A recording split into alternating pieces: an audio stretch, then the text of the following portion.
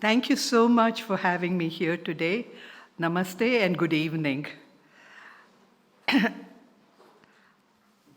I'd like to begin with a statement approximately 2,000 years old in Tamil.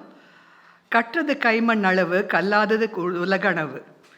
What I've learned is a mere handful of sand. What I haven't learned is actually the whole galaxy.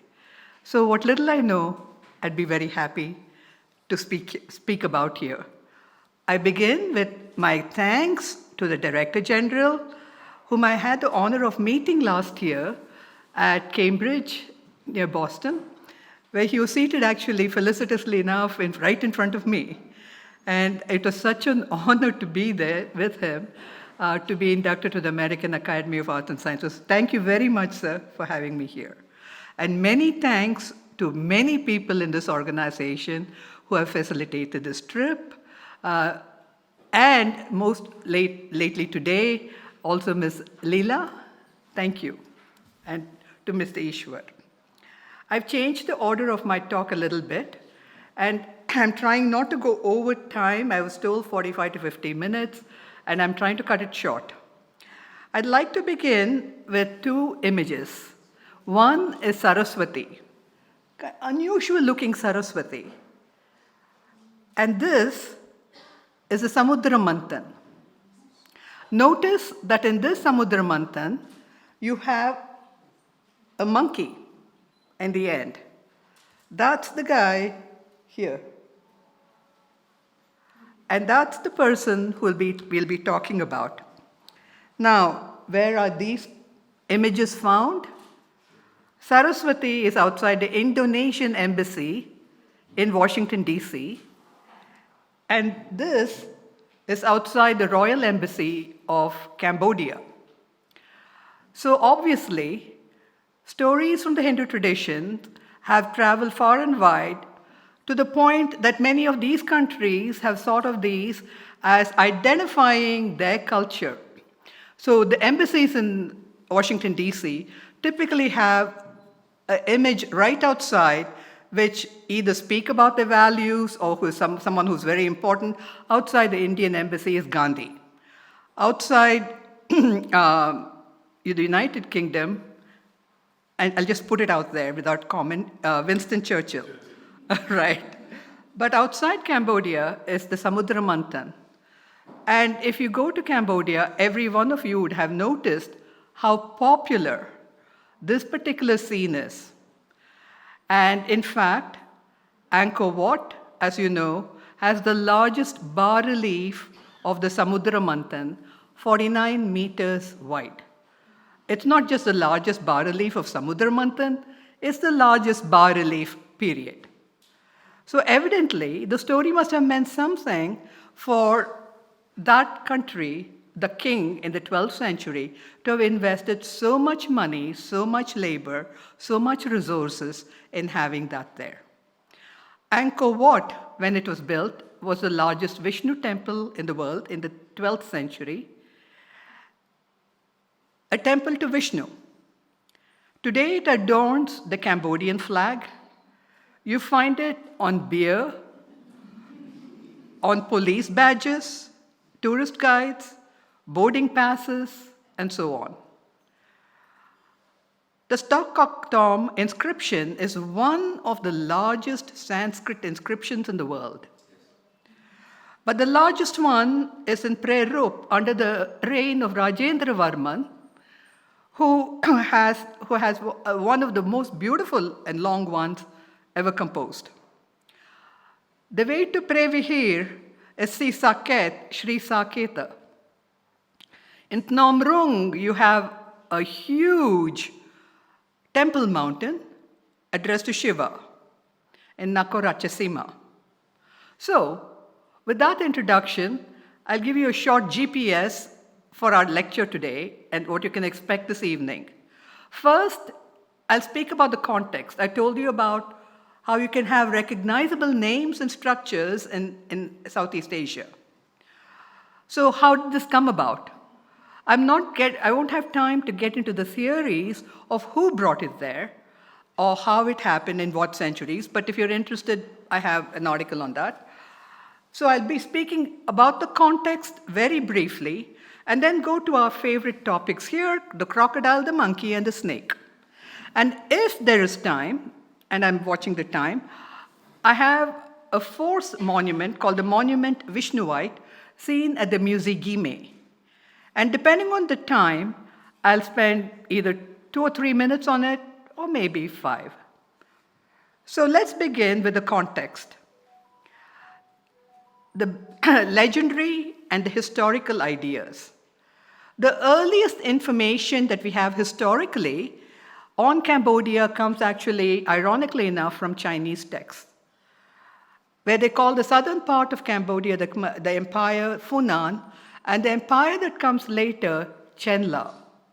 But there are several local versions of origin stories, common not just to Cambodia, but also with Vietnam. Most of these are recorded, one version of this, I should say, is recorded in Bakse Chamkrong, which is across the road from Angkor Wat towards Bayonne.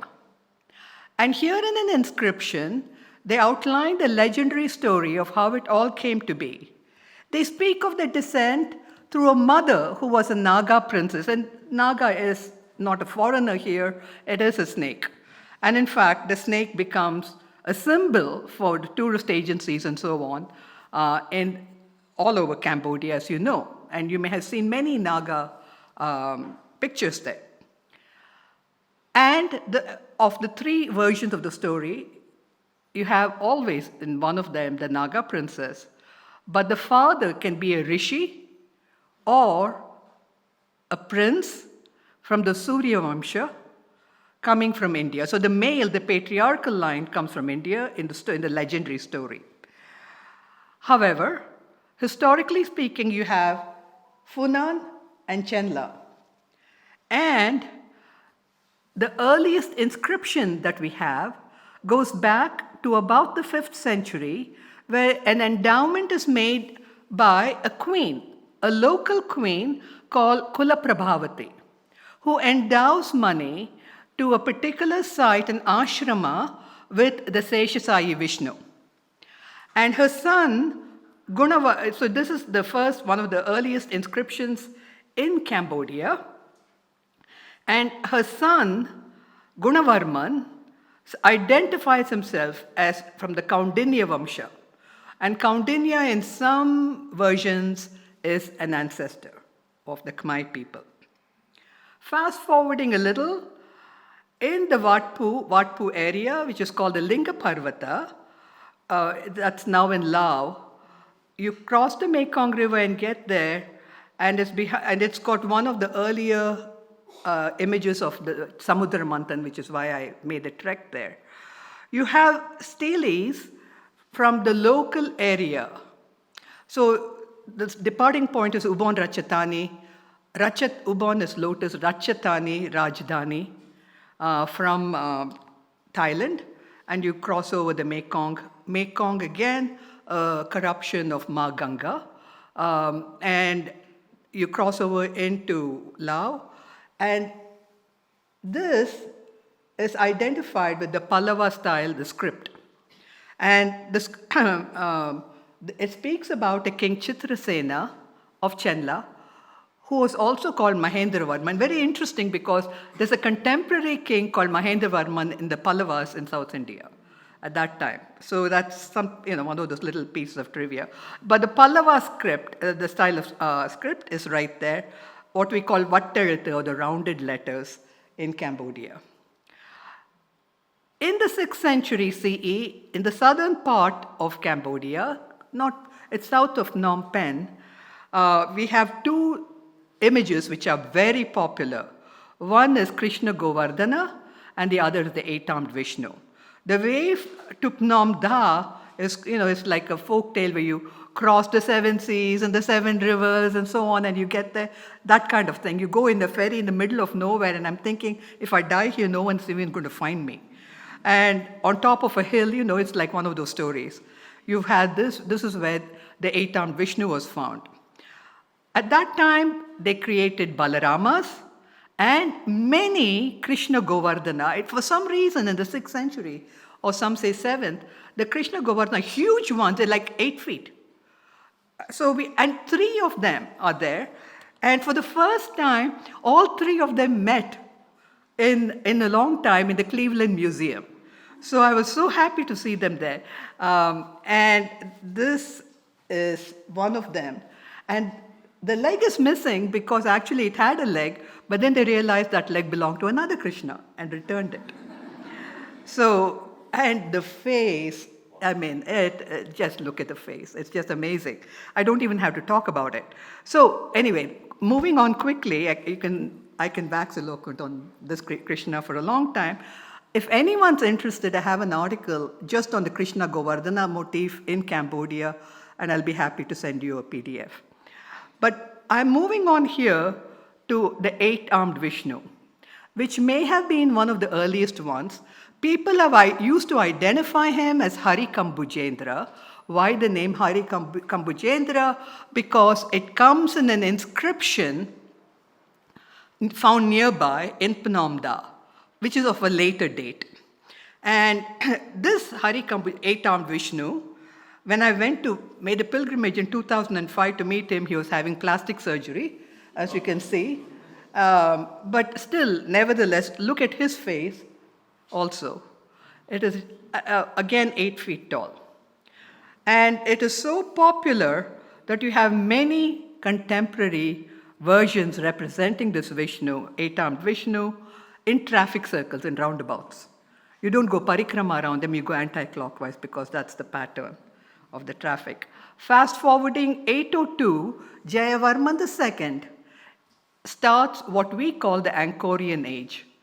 Conveniently enough, the history of Cambodia is divided into Angkorian age from 802 to about the 14th, 15th centuries. And before 802, it's pre-Angkorian, after that, post-Angkorian, so that's convenient.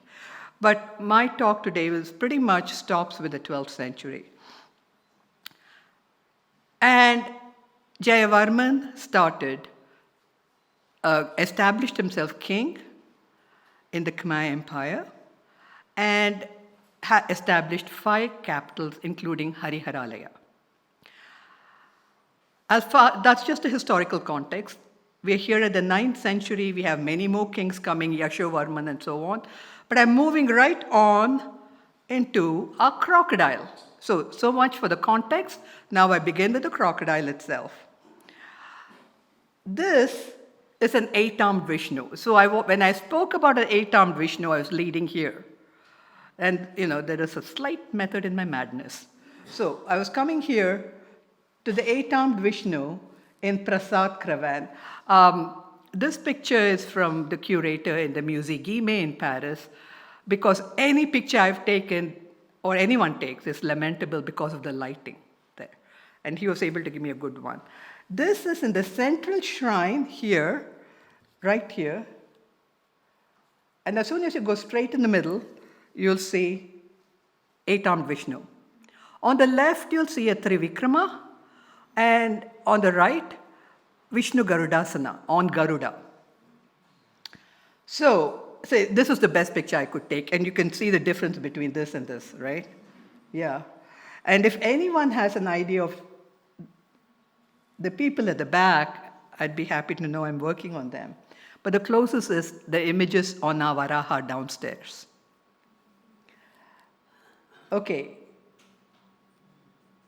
On top of this, notice this?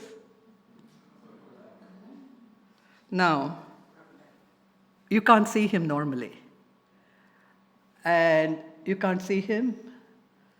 And when you start looking, there are more of them. If you go to other places too, you might find in front of Krishna Govardhana, you'll find a little crocodile. And you may wonder, why? Why is there a crocodile out there? Here, you can see it clearly. Now, this took me forever to get this clarity. And you see in other places, smaller crocodiles below. But we won't talk about them now. So why a crocodile? In Kanchipuram, there's a holy place called Eight-Armed Vishnu, Ashtabhujakaram. The poetry on that was composed in the 8th, 9th century, so it's much earlier. And it's an eight-armed Vishnu, and it is said that he rescued Gajendra there. So it's an eight-armed Vishnu, crocodile. But then, next to this eight-armed Vishnu in Prasat Kravan is Trivikrama.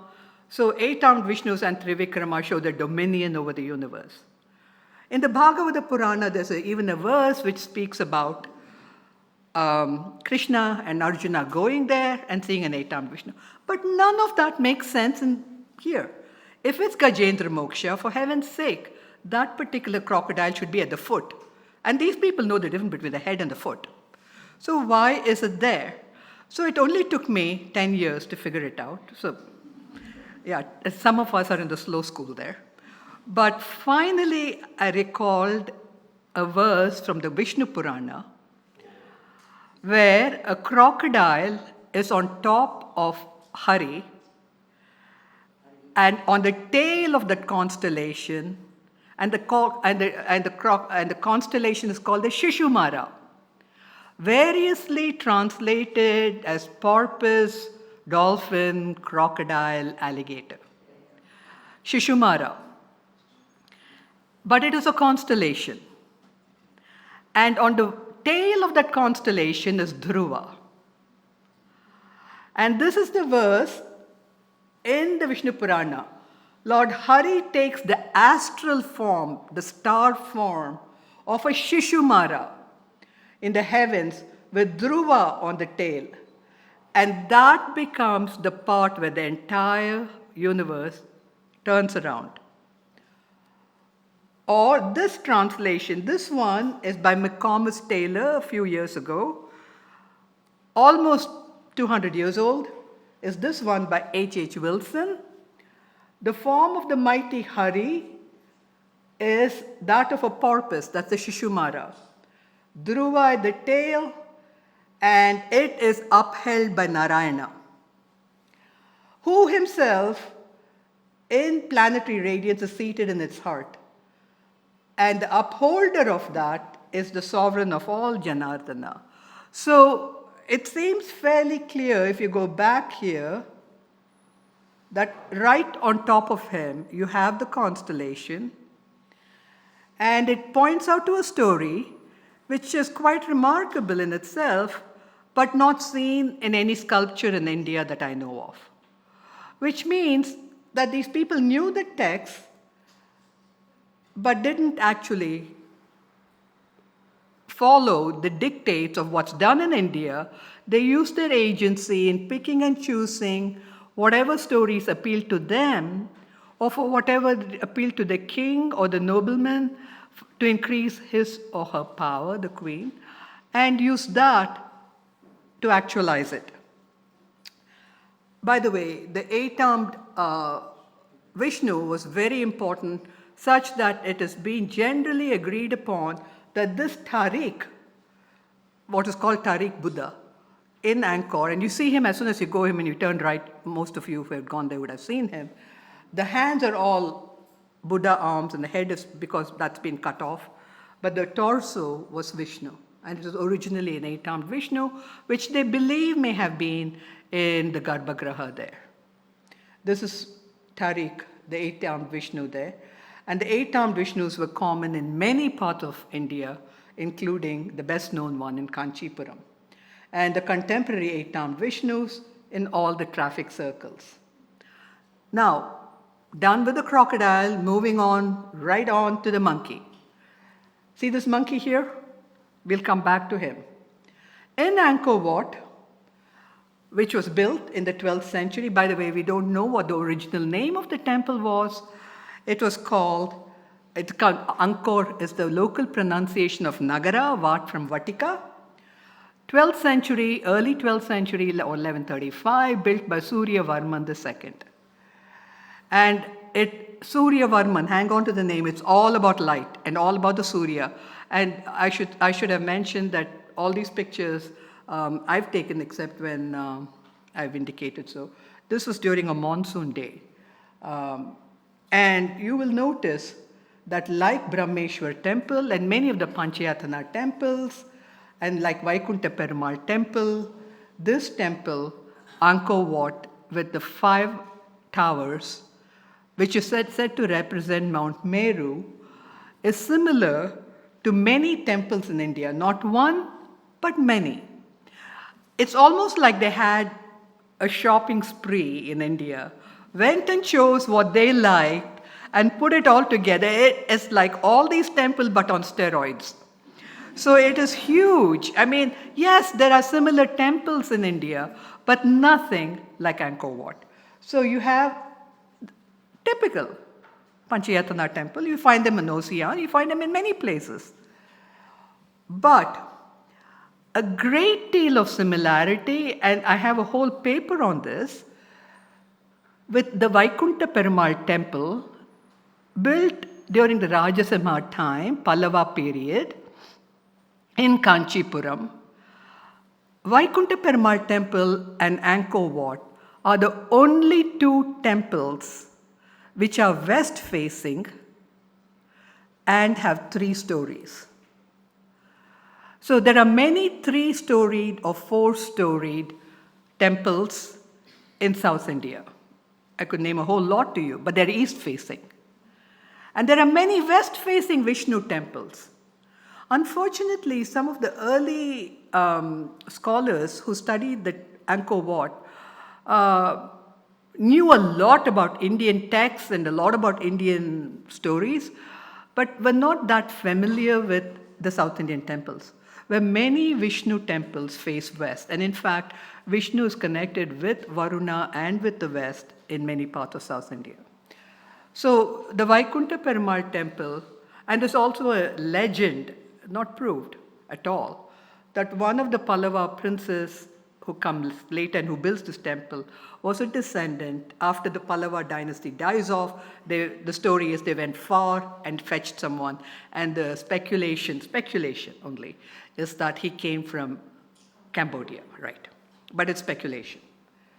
Now, there are many other similarities too here that I won't get into, but Angkor is built in 770, Pallava Malla Nandivarman, and where Vishnu is sitting, reclining, and standing. And Angkor Wat, the temple was dedicated to Vishnu, and among the Adityas, I'm Vishnu, as you know, in the Bhagavad Gita. And Surya, of course, is the sun. And we have a portrait of him in the southern part of the southern walls of Angkor Wat. And immediately you'll know the speculation was that this was a funerary monument to him. And that was simply based on the fact that it was facing west, and that the ashes that they found inside could actually have come later. But sun, now the next few slides, 5 slides, is a small digression before I get to the monkey. But it's about, so it's a sidebar, you could say. So this is about Angkor Wat itself, not directly the monkey. As I said, the builder, the patron king is Surya Varman. It is all about the sun. And just before spring equinox, on spring equinox, and autumn equinox, the sun rises directly behind the central tower. It's fairly common in many temples in India and also in Central America. And there's a whole field called archaeoastronomy, which works out how different monuments around the world were constructed in astronomical alignment. So this too, which is quite late in the game, was built that way. So during one sabbatical, when I spent a long time here, I'd go there every morning at 5:30, and this is one out of like one which I took over several months. And finally, on equinox, bang, right at the back. Now, fortunately, in those days, no one was there. I had the whole temple to myself. Now, of course, you can't do that. I mean, for many years, I had a temple to myself. And I began to, even in my fit of megalomania, I began to imagine it was mine. So, and here it is rising right on top. Notice the moats and the causeways. In 1975, the French released the measurements of these in metric units. And when it was released in metric units, 3 graduate students at the University of Michigan in Ann Arbor, who had never been to Angkor Wat, worked out the location of Angkor Wat, and then the measurements, and wanted to find out what the standard measurement for Angkor Wat would have been. And of course, as we all know, in these temples, as it was for Vedic sacrifices, it was always the Yajamana's hand, right from the shoulder to the tip of your finger. So this temple becomes an outer visualization of a person's arm. And here they took all the measurements that the French had released and worked out the common denominator there. And when they worked out the units of measurements in those units of Suryavarman's hand for the causeways and the moat and all that, all of these, they were surprised to find that the width of the moat in the hand of the hand, the distances of all the different causeways and pathways were equivalent, eventually close enough to the Yuga. And this was published in an article called Astronomy and Cosmology at Angkor Wat by Stencil, Gifford, and Moron in Science. So it came in the Science magazine, which was pretty good. And one of them went on to be a professor of fine art, one of astronomy, and so on. So it's not surprising, but it's quite remarkable. So this part of it was simply a sidebar. It had nothing to do with the main topic of my paper itself.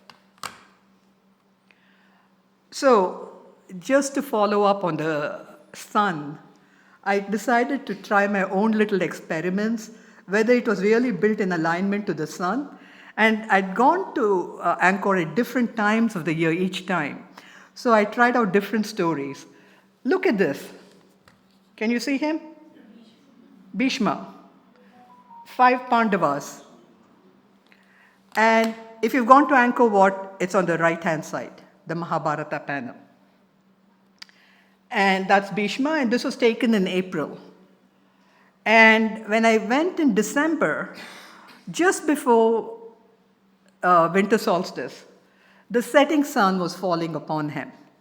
And as you know, according to the story in the Mahabharata, it was during the Uttarayan Punya Kala that Bhishma gives up his life when the sun starts moving north, because that's auspicious. So just before the solstice, the setting sun falls upon close to him. It doesn't go up further because there are trees on the path right now. So, that was just a simple, minor thought experiment I did to show my students. It's not this documentation is my own, but the ideas come from the other scholars. Or take this, Angkor Wat, Samudra Mantana, the churning of the ocean of milk. And what do you find in the middle? Vishnu, Indra Abhisheka, Kurma. Dr. Desai, you've written an article on Kurma, and so it's right here. Spring equinox, immediately after the sun rose, I ran, no one was there, and took a picture of the rising sun, and it was falling right on the kurma.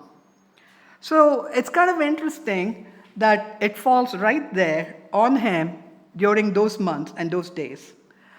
Now, this is the churning of the ocean of milk I spoke to you about, the largest bas-relief in the world, 49 meters wide. 49 meters.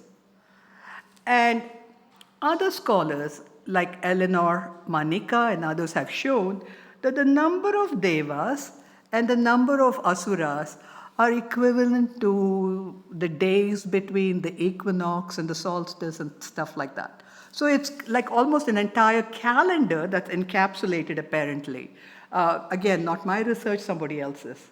But at the end of that is our monkey friend.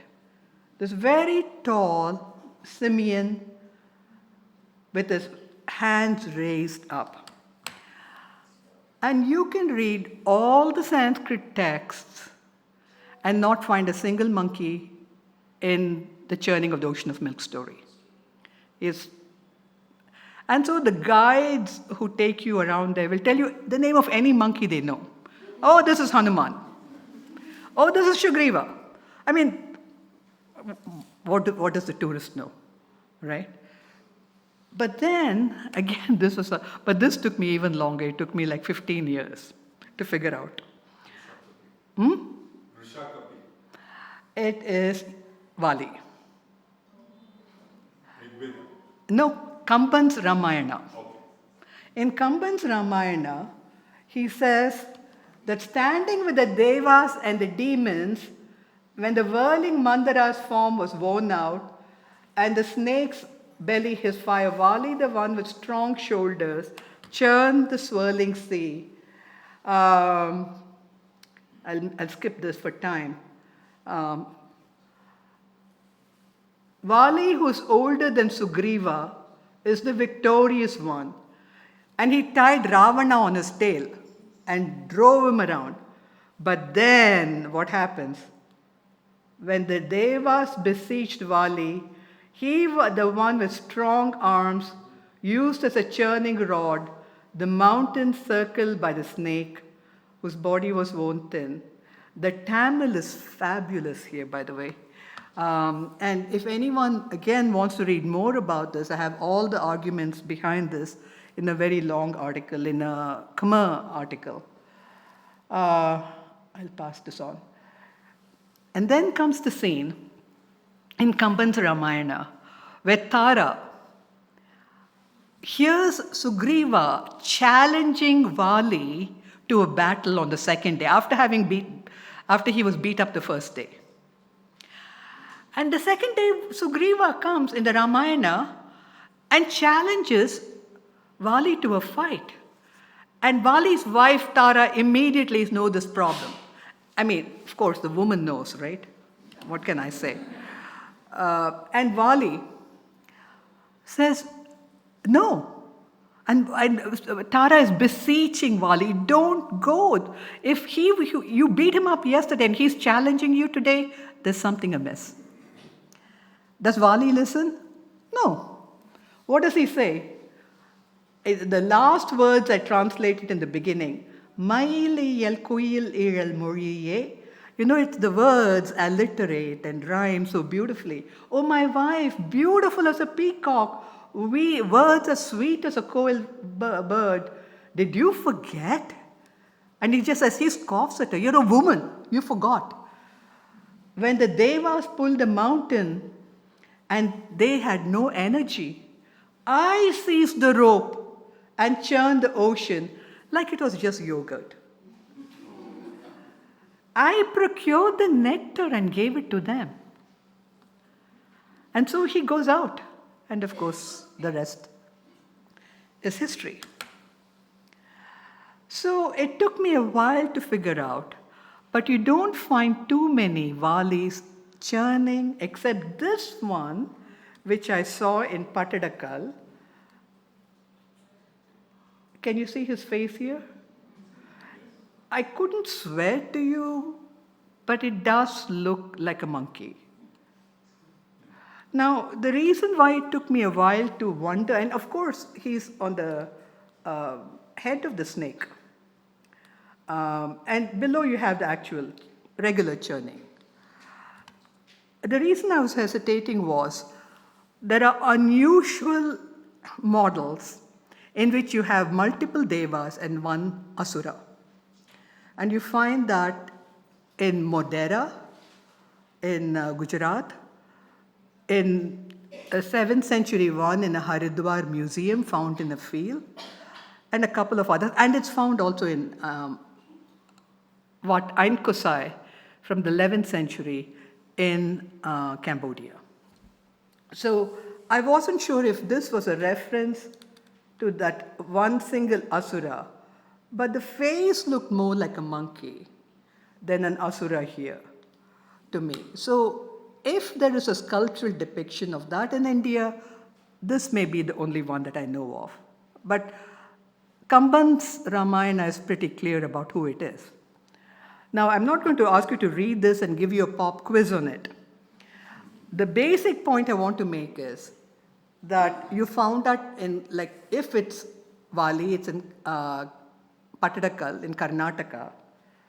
But in the Kishkinda Kandamu, in the Ranganatha Ramayanamu, in Telugu, 14th century, the story of the churning places Vali and Sugriva at the churning. So in the Telugu text, you find Vali and Sugriva at the churning. So Tamil, possibly Karnataka, definitely Telugu, and then in Malayalam, in the Theyyam songs, and these were translated by my friend Rich Freeman, they made Tara a wife of Vali. Praise be the long-tailed one. And Vali is seen in one of the earliest Theyyam songs. Early documentation is in the text of the Abhisheka Nataka itself. And so it's quite late compared to, so what I'm saying is, it's not that these that influenced Angkor Wat, but many of these South Indian versions and Angkor people seem to have had recourse to the same resources. That's all, the same oral traditions, the same body of narratives. So it's not X influencing Y or Y influencing Z. They all go back to the same narrative. So here we will leave our friend monkey. And finally, the serpent. This is again from the same churning panel in Angkor Wat. So we spoke about the crocodile in Prasat Kravan, 10th century, but both these, Vali and what I'm going to speak about, are from the churning panel, but from different sources. That one went back to Kamban. Here, when talking about the serpent, I'll come to fairly classical sources, a late Purana, the Bhagavata Purana. In the Bhagavata Purana, we hear when the nectar did not come from the ocean, Ajita personally began to churn the ocean. Ajita was the name used here for Vishnu. Why? That's a different story, won't get into it now. But the key line I want you to check here in the Bhagavata Purana is, supporting the Mount Mandara from below, and this is the key phrase, holding in his triumphant arms the serpent. So in the Bhagavata Purana, Vishnu is holding the serpent with both hands. None of the other Puranas he does that. Let me give you a quick look as to why. In the Ramayana and the Matsya Purana, Vishnu infuses the devas with strength. And he props up the mountain with one arm. They're very clear. So the Ramayana tells you, and the Matsya Purana tells you, with one arm. I mean, these Puranas are fairly clear. They're not kind of casual one-arm, two-arm stuff. In the Matsyas, the devas ask Vishnu to churn, and they say, holding it with one of his valiant arms. We hear that Narayana held the Mandara with two pairs of arms later. And some of the 8th century panels in Kanchipuram, Pallava period, Rajasimha and Nandivarman here. Kailasanatha temple, classical, many of you know this. You know this beautiful temple, one of the beauties. But look at this.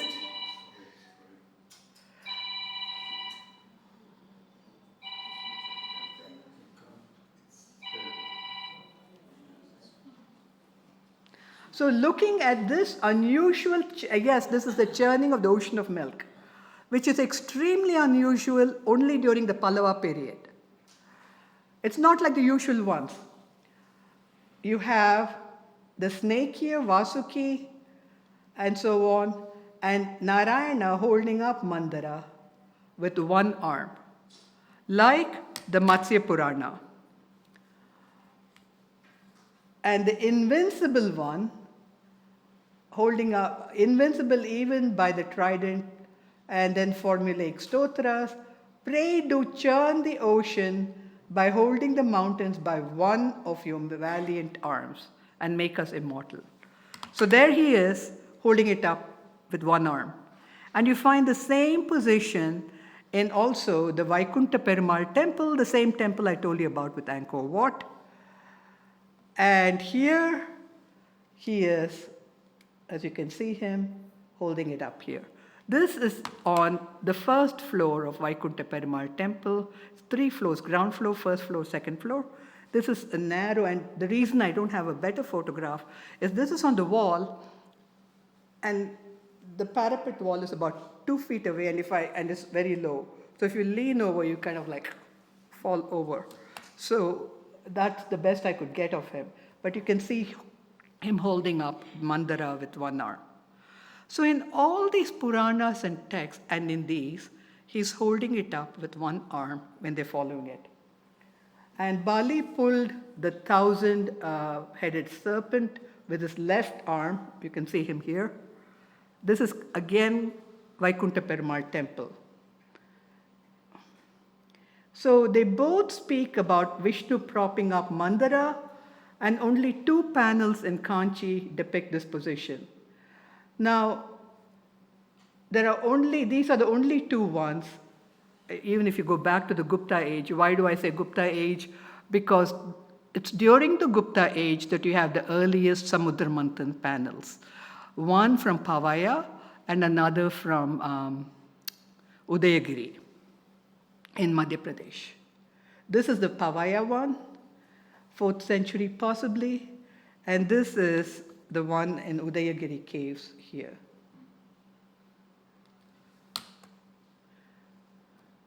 And then, by the 5th, 6th century, you have standard versions in Badami caves. But the 2 in Kanchipuram, which come later, follow the text in the Ramayana and the Matsya Purana. However, when you find the classical ones, you find Brahma on top, Vishnu holding up Mandara with his arms, and Vishnu as Kurma here. And of all the nidhis that come out, they usually show Lakshmi and the horse. They choose those 2. And of course, you see the sun and the moon on top. Let's go to Angkor now. Those are all different times of the year. Bali is pulling the head of the snake, and Vishnu takes the form of devas and asuras, like the Bhagavata Puranas and others said, pull the snake.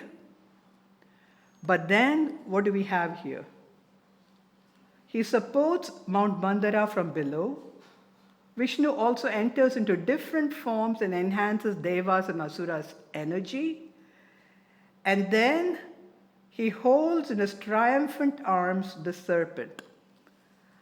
No depiction of that anywhere in India of Vishnu holding the serpent this way. It's, to the best of my knowledge, you only see that in Angkor. And you see him here grasping the serpent. Can you see him? And you don't find Vishnu in this position holding on to Vasuki in any of the Indian panels. So it's pretty unusual to find this. The point of all this is that the Khmer people were using their own initiative and agency in picking and choosing how they wanted to depict the stories, and not following a blueprint from India. Yes, they had that too, but they did their own as we went along. Some of this is unfinished. As you can see, it is possible they had a kavacha on top, but we don't know. Now, okay, I have a few minutes, so I'll take the next 5 minutes to do the fourth example. This was the one which I told. We covered the crocodile, the monkey, and the snake. But this is the fourth example, which I didn't advertise. It's a bonus. This unusual artifact is in the Museum, and there are a few more in Angkor. And if you look at it, it has 1024 Vishnus. How do you know I counted? Hey, it's something to do. I spent many, many days here counting. And if you really want to know, there are 10, 20 around and 4 on top. And I gave a talk on just this in Jnana Pravaha a few years ago, just this monument. So I won't get into the details of that now. But the number 1024 itself is interesting. On top, what you have, the 4 big images, Vishnu with 8 arms, Vishnu with 4 arms, reverse reclining, sorry for the typo, reclining Vishnu and Vishnu on Garuda. Now, have you seen anything like this about Vishnu here? Yep, that's it. Yes. That's the closest. Or the Sahasralinga, which you find in many parts of India. This is in Bhuvaneshwar, yes. Kotiling, but nothing to do with Vishnu. And Patishwar also. Yeah, you have this in many parts, but we don't have a Vishnu monument. But although there are no similar sculptures, we do find the zoomorphic Varahas. And Dr. Haripriya Rangarajan said there are 29 such zoomorphic ones in between the 5th and the 14th centuries. And she did a book on it. So it's striking that all of them are from the MP area. And while some of the earliest ones in Iran are in situ, most of them are in the museums. And we find the big ones here in Khajuraho, and there are 2 such zoomorphic images. This is our friend, another one from Vidisha. And this is another one that you'd find that this one is broken, and I took this in 2008. And then, of course, we have our beauty here. And it is magnificent. I mean, I took this picture yesterday. I have a picture from this from earlier times, but I wanted to put this one. And the zoomorphic pictures, there are 2 kinds. The first one, Dr. Rangarajan calls cosmogonal varahas. And this one, Yajna Varaha. And the second variety depicts images from various aspects of the sacrifice, but the earlier ones are creation and recreation. I haven't seen too many of them. So she explains this in great detail about the different kinds. Now, a side note, I find this fascinating. Yajna Varaha, as you know, is also a name of human beings, people. And the builder of Bante Shre in Cambodia, in Siem Reap area, he was called Yajna Varaha. And so Bante Shre was actually built by Yajna Varaha, his brother Vishnu Kumara, and their sister. Why is it they don't name the sister? Jahnavi. So you know now. But she's there in the inscriptions. Everyone says Yajna Varaha. Good. But Jahnavi was also there. Now, I'm going to skip over these now for the time, in interest of time. These are the other monuments like that, and many broken ones. And these are the 4 that you would find. Now, why 1024? So a very quick overview here as to what I speculate this monument could have been. These are just superficial interpretations.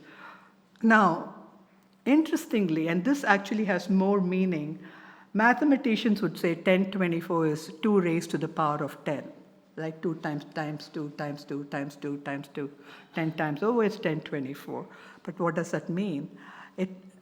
And that's what we'll get into. Now, people have suggested it's got 4 sides and 8 different directions, so it could be that. But it's not a Seema boundary stone because it's got 4 big sides. Now, if some of them have 960 Vishnus, some have 1020 plus 4. So if you think of the 60-year cycles, since 1000 is such an important number for us, it's either 960 or 1020 when you go around. And at the simplest level, the sculpture will tell us by the infinity of Vishnu in space and time. But I think the real meaning, and this is a very long article I wrote for 40 or 50 pages, so it's a little complicated, that it's really a Vishaka Yupa, which is discussed in the Pancharatra text. And Vishaka is forking, dividing, forking into 2. So each one of the Vishnus in Pancharatra's text, when you have the vyuhas, divides into 2, into 4, and so on, and each one keeps dividing more and more. The 4 states, going up to with Sushma and all that, and eventually going. So each sculpture is seen as a kind of a forking of Vishaka. Lakshmi Tantra says that Vasudeva and the 4 vyuhas has amassed brilliance, and they're the 4 vyuhas on the 4 sides, and that's what I've been arguing in my paper in a longer way. And so the 4 sides, the 4 Vishnus are the embodiment of the 4 vyuhas. And so that was the longer argument which I made in this article called Monument Vishnuite. And it is called the Vishaka Yupa, and that's actually in the Pancharatra text itself. So, ending my talk here, we spoke about a number of images, and one of them, the last one, is in Paris. Yeah, Musigime, the Vishaka, what I call the Vishaka Yupa, what is called the Monument to Vishnuite. The Elgin marbles from Greece, well, Lord Elgin took them, finders keepers. So he kind of kept them. Greece has been asking him. And the British says, well, more people look at it here, sucks to be you. That's it. I mean, pretty much that's their argument, right? So it's a big question. What do you do with all the images which have been taken away from Egypt, India, and Cambodia? If Britain were to repatriate, my God, think of the free real estate in the British Museum. The largest area of... This beautiful one is in the Musée Guimet. When I saw him in 2001, I fell in love with him. I had to see it. I read the inscriptions from the temple this was from. Just exquisite. I wanted to see him. I wanted to see the temple. I read about, and the people who built it in the 9th, 10th centuries in Prasat Kravan, they were sambandhis of Yagnavaraha, who later built Banteshre also. So the families were interconnected. This was actually built in a temple which was called Shvetadvipa. And the whole Mahabharata imagery in that area is quite, from the Narayaniya section, is quite extraordinary. And so when the mines were cleared in this area, in 2002, 22 years ago now, I went there. You have to cross the Western Mabon, and finally this was the temple. This was the splendorous temple that I had spoken about, and So, yes, I was happy that that lintel had been saved and it was in Paris. But that's past. The country is stable now, right? But vandalism, we should remember, the theft everywhere of these divine images takes place only because there's a market for it in the rich world, of the craving to possess. And when people say, oh my God, I say it's you guys who want to possess this. And that's why there's a black market. Look at this. This is Cabalspian, right? It's likened to the Ganga. In 10th century inscriptions, when they built it, they actually, Udayaditya Varman's inscriptions refers to the entire place as Ganga. Not only the Mekong, but this one too. And this Vishnu is reverse reclining, that is, the head is on this side. Because when Vishnu, a reclining Vishnu faces south or west, the head is this side, always. 3 or 4 exceptions I can quote you, but by and large, the protocol is followed all the way from Devgir from Uttar Pradesh, the earliest ones, all the way definitely in Cambodia, the head is this side if it's facing west. So this and the Shivalingas are here. Can you see? All there. And this was a different year, okay? This was after the monsoon. This was before the monsoon in 2002. But this is the one I wanted to focus on. See this Vishnu? Lakshmi. 2002, this was in April. And this was on the other side. This was on one side. On the other side of this rock is this one. And this one I took in December 2002. So it was after the monsoon. Okay, hang on to this picture. 2003 I went.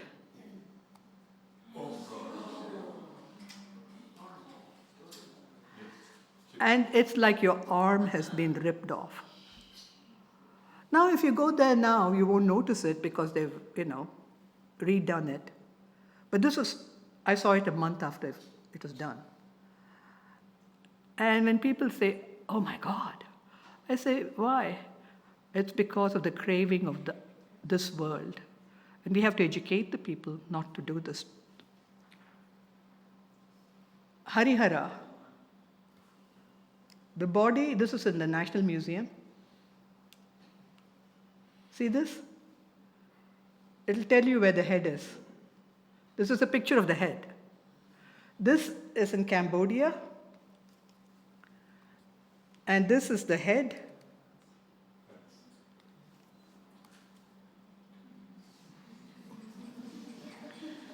I want to end on an auspicious note and a happy note.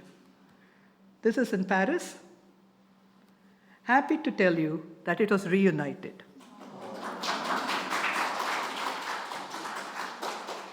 At 130 years. And it is with that sense of hope that I end the talk, hoping that many of our treasures will be returned to its rightful place here. People have often wondered about Hinduism in Cambodia.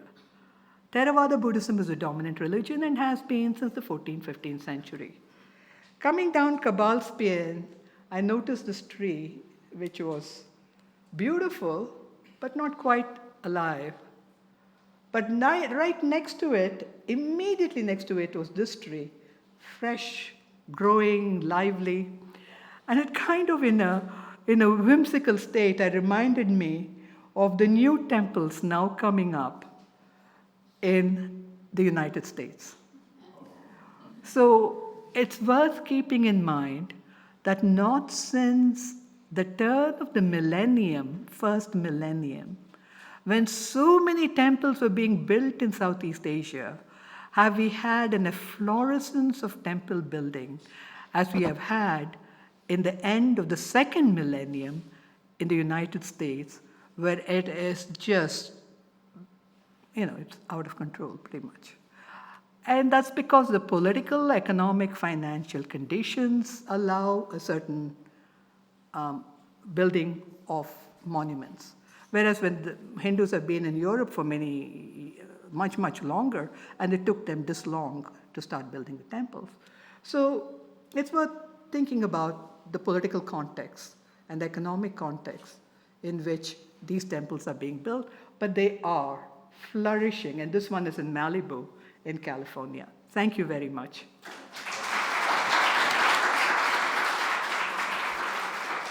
Once again, my gratitude to Dr. Mukherjee and for all of you, and it is a special privilege to have Dr. Devankana Desai here in the audience. Thank you.